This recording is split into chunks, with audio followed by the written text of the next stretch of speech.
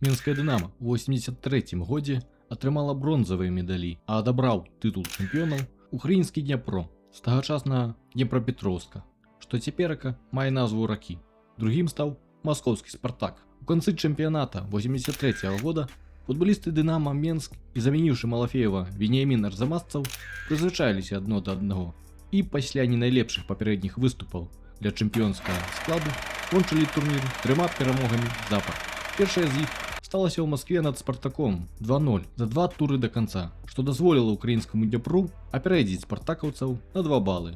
А ў апошнім туры украінскі клуб адолеў Спартак на ўласным полі і ўпершыню ў сваёй гісторыі стаў чэмпіёнам Саюза, працягнуўшы справу беларускага клубу. Мінскае Дынамо трапіла такім чынам у кубак УЕФА, пры гэтым працягвала свой выступ у кубку еўрапейскіх чэмпіёнаў, дзе ўвесну мусіла сустрэцца ў двубоі з румынскімі аднаклубнікамі з Бухарэста.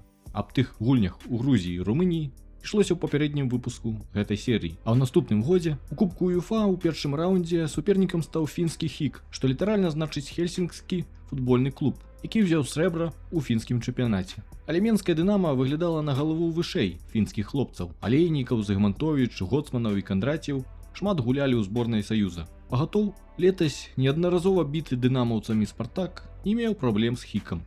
Каманду узмацніў у новым сезоне украінскі брамнік з адэскага чарнаморца Іван Жакю. Сур'ёзнай стратай стаў Александр Пракапенка, што быў адлічаны з каманды ў мінулым годзе праз тое, што занадта часта зазіраў у чарку, а не на трэніроўкі каманды. Таксама маскоўскае Дынамо ўлетку перайшоў Юры Пудышаў, што быў пазбаўлены капітанскай павязкі, бо таксама любіў закласці за каўнер. На замену яму быў забраны з магілёўскага Дняпра Анатоля Байдачнага з 3-го дывізіёна Александр Кісцень. Мінскае Дынамо ўжо распачала сваю працяглую серыю без паразаў у чэмпіянаце, якая цяпер налічвала аж 12 гульняў, а цягам апошніх 4 матчаў увогуле нават не прапускалі, адолеўшы маскоўскае Дынамо, ростовскі СКА, адэскі Чарнаморец і згулялі ў нічыю з віленскім Жальгірасам. Былі ў 2 балах ад лідараў чэмпіяната Зеніта і украінскага Дняпра. На гульню супраць ХІКа беларусы выйшлі ў наступным складзе: Іван Жакю, капітан Сергей Бароўскі, Андрэй Шаліма, Віктор Янушэўскі, Віктор Шышкін, Андрэй Зыгмантовіч, Сергей Гоцманаў, Александр Кісцень, Сергей Алейнікаў, Віктор Сокал і Георгій Кандраціў. Стадыён Дынамо сабраў 32 тысячы заўзятараў, што цяпер дабіраліся на гульню у тым ліку на мінскім метро, што было запушчана 29 чэрвеня. Заўзятары убачылі неспынныя атакі дынама-машыны Арзамасцева. Толькі Георгій Кандраціў за першыя 20 хвілін мог забіць тройчы, але хібіў. Аднак не адразу і вільня будавалася. У сярэдзіне першай паловы беларускі Чалентана ўсё ж выйшаў на спатканне з брамнікам пасля паса Янушэўскага і забіў свой першы гол. Дубль Кандраціў дапамаглі зрабіць Сокал і Шаліма праз 5 хвілін, адцягнуўшы на сябе ўвагу. А трэці гол стаўся перад перапынкам пасля навесу Гоцманава. Разгром у першым тайме, і Чалентана мог танчыць на полі.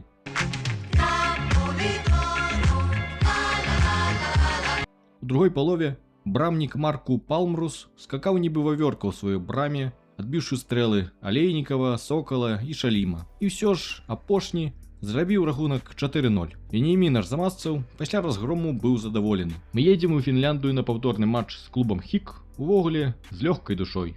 Што казаць, 4 галы — сур'ёзная перавага. З імі можна пачувацца упэўнена. Праз 2 тыдні ў сталіцы Суомі зіхацеў на полі ўжо іншы. Будучы гулец зборнай Беларусі і ураджэнец казахскай вёскі Карсу, Сергей Гоцманаў зрабіў покер. Валер Мельнікаў і Георгій Кандраціў дадалі яшчэ па голу у браму шмат пакутных фінаў — 6-0. І адразу двое дынамаўцаў мелі па 4 галы ў 2 гульнях. У наступным раўндзе супернікам стаў бронзавы прызёр Партугаліі, лісабонскі Спортинг. У яго складзе была зорка зборнай еўрапейскіх бразільцаў, паўфіналістаў Еўра-84 Жардау. Гульня атрымалася бурапеннай. Абедзве каманды стваралі моманты, маглі забіць і мінчукі. Цяпер ужо вавёркай скокаў у браме Іван Жакю.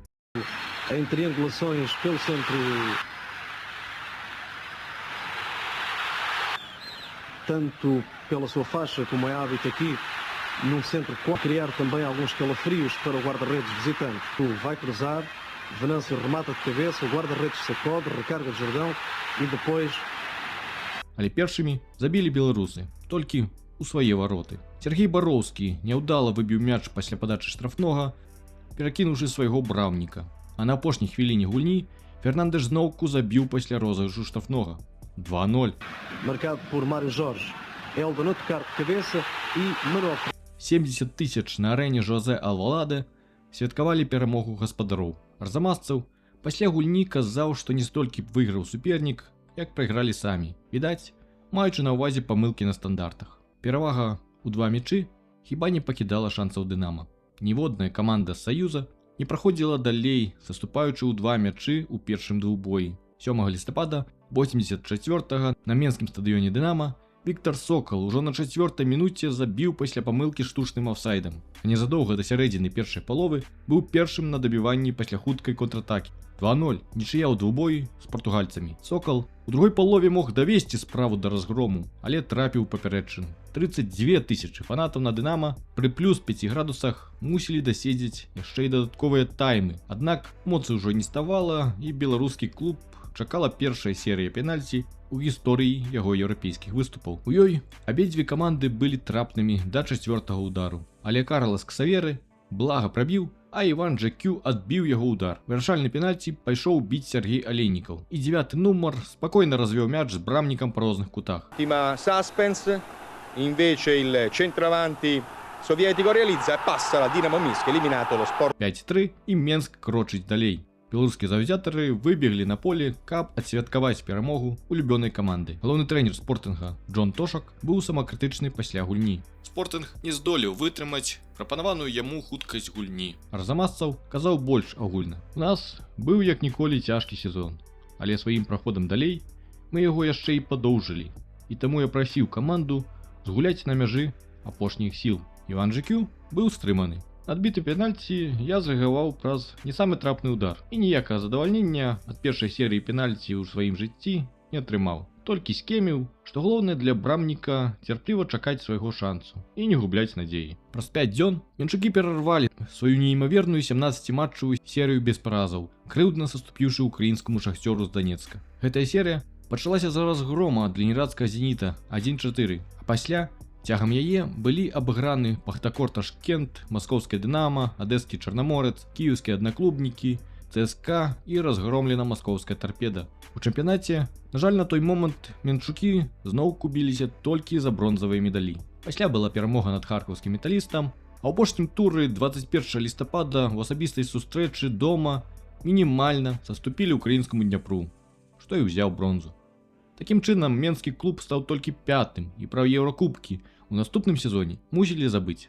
Калі хочаце даведацца, ці здолела Дынамо зноўку трапіць у Еўропу, ставце падабайкі. 30 падабаек, і я зраблю відэа пра наступны выступ менчукоў у еўракубках. Аднак жа трываў дзейны турнір, у якім пасля Спортингу трапілі на польскі клуб Відзаў з Лодзі. Палякі раней прайшлі аднаго з лідараў Бундеслігі, Барусію Менхенгладбах. Срэбны прызёр польскага чэмпіянату меў большы досвед за беларускі клуб. У 2 гадамі раней выходзіў аж у паўфінал Кубка еўрапейскіх чэмпіёнаў, абгуліваў Манчестер Юнайтед, Ювентус і Ліверпуль. Праз тыдзень пасля завяршэння чэмпіяната беларускі клуб цягніком дабраўся да Варшавы, адтуль аўтобусам рушылі ў Лодзь, дзе адразу адправіліся на трэніроўку. Цікава, што гульня адбылася не на хатняй арэне Відзава, як шмат дзе пішуць, а на арэне іншага клуба з Лодзі, ЛСК, што меў штучнае асвятленне, у адрозненне ад арэны Відзава. Пры 8 градусах цяпла 18 тысяч заўзятараў пілкі ножнай пабачылі файны футбол. У палякаў не шмат што атрымлівалася, а пасля мяч забралі беларусы і ціснулі на суседзяў на контратаках. За 7 мінут да канца першай паловы Зігмантовіч працягнуў мяч, дзе пасля паса пяткай у штрафной і адзначыўся сам Андрэй. Палякі атакавалі ў другой палове да самага канца, але Жакю замураваў цэглай сваю браму. А за 2 хвіліны да канца Людас Румбутис падвоіў перавагу Дынамо ў контратацы. Ludas Rumbutis ustalił wynik meczu na 2-0 dla Dynama Mińsk. 2-0. Зігмантовіч пасля гульні распавёў пра свой камбінацыйны першы гол. Камбінацыя, што прывяла да гола, атрымалася ў нас цалкам. Наблізіўшыся да штрафной Відзава, я аддаў мяч праворуч Кандраціўу, а сам працягваў рух да штрафной. Кандраціў і Гоцманаў згулялі так хутка, галоўна нечакана для супернікаў, што я атрымаў мяч, не сустрэўшы ніякага супраціву. Біў у верхні кут, здаецца, заспеў знянацку і брамніка. Арзамасцаў быў у роздумах наконт гульні ў адказ. Мы правялі немаверна складаны і цяжкі сезон. Вось чаму для нас было вельмі важна менавіта ў Лодзі закласці падмурак агульнай перамогі ў двубой. Дзеямі сваіх футбалістаў я здаволены. Добрае поле і нядрэнныя ўмовы надвор'я дазволілі нашым футбалістам згуляць у звыклай для іх манеры. Шчыра кажучы, я не чакаў ад іх такой лёгкай ды свежай гульні. Зараз галоўны клопат захаваць і спартыўную форму каманды і добры настрой на гульню ў адказ. Вярнуўшыся да хаты, плануем правесці некаторы час на поўдні. У нас ёсць дамоўленасць са Спартаком згуляць сяброўскі матч, які будзе карысны абедзвюм камандам. Гульня ў адказ мусіла адбыцца 12 снежня ў Тбілісі, бо няго ж у Менску была ўжо зіма. Сяброўскую гульню з Спартаком не згулялі праз надвор'е. У Тбілісі таксама выпаў снег, хоць тэрмометр і паказваў 8 градусаў цеплыні. Менчукам не мог дапамагчы Віктор Янушэўскі праз перабор картак, а палякі зноўку мусілі гуляць без свайго лідара нападніка зборнай Польшчы Владзіміра Смолярыка, што быў травмаваны, як яшчэ пара гульцоў. Палякі спрабавалі аддаць мяч дынамаўцам, каб пазбавіцца ад іх хуткіх контратак. Але Дынама на дзіва добра трымала мяч пэўны час. Але ўжо на 9-й хвіліне Швёнтек працягнуў мяч без перашкод да штрафной, дзе на ім парушыў правілы Шышкін. Пенальці. Дынамаўцы закрыліся, аддалі мяч і зноўку гулялі на контратаках, дзе схібілі Кандраціў і Зігмантовіч. А ў момантах палякаў зноўку мурам стаяў Іван Жекю. Без сумневаў, менавіта яго сейвы уратавалі ад дадатковага часу, а то і ўвогуле ад вылету. Арзамасцаў пасля гульні ківаў на цяжкасці праз адсутнасць рэгулярнай практыкі ўзімку. Супернікам у наступным раўндзе стаў югаслаўскі Жалезнічар з баснійскага Сараева. 13 гадоў таму баснякі ўжо выходзілі ў чвэрцьфінал Кубку УЕФА, што і паўтарылі цяпер. Жалезнічар займеў бронзу ў мінулым чэмпіянаце балканскай краіны, саступіўшы толькі белградскім партызану і Цырвене Звездзе.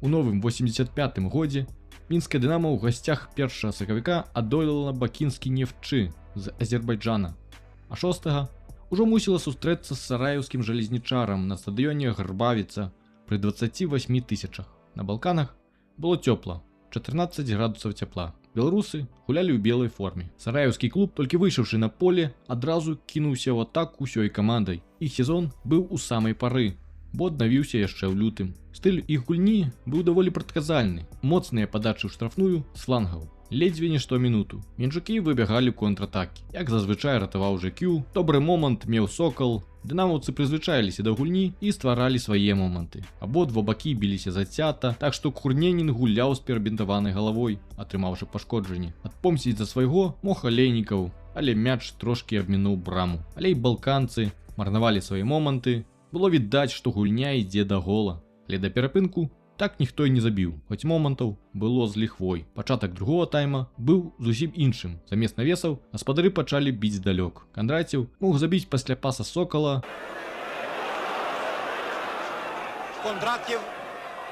Жекю зноўку ратаваў Дынама. Праз гадзіну гульні амаль 30 тысяч зацятых заўзятараў усё ж пабачылі гол. Йосіп Чыліч, як зазвычай, падаў у штрафную. Там усе менчукі трымалі Радміла Міхайлавіча, што толькі замітаваў удар галавой. Мяч далецеў да Зорана Самарджыя, што без супраціву расстраляў Жекю. 1-0 гол надаў моцы гаспадарам, што цяпер вялі рэй на полі. Барацьбы стала болей, а футбола меней. Найлепшы момант меў Алейнікаў, але схібіў. А Жекю зноў мусіў ратаваць Дынама. За 4 хвіліны да канца капітан і зорка Сараева Мехмед Баждарэвіч, атрымаўшы мяч у цэнтры поля, абыграў 4 супернікаў і падвоіў перавагу Жалезнічара. 2-0. Фінальна штурма не атрымалася, і беларусы заступілі. Перад наступнай сустрэчай Дынама згуляла ў нічыю 1-1 з грузінскім Тарпеда Кутаісі ў гасцях у Грузіі. А яшчэ адну гульню чэмпіяната перанеслі на красавік, хоць арзамасцаў сам скардзіўся на брак гульняў раней.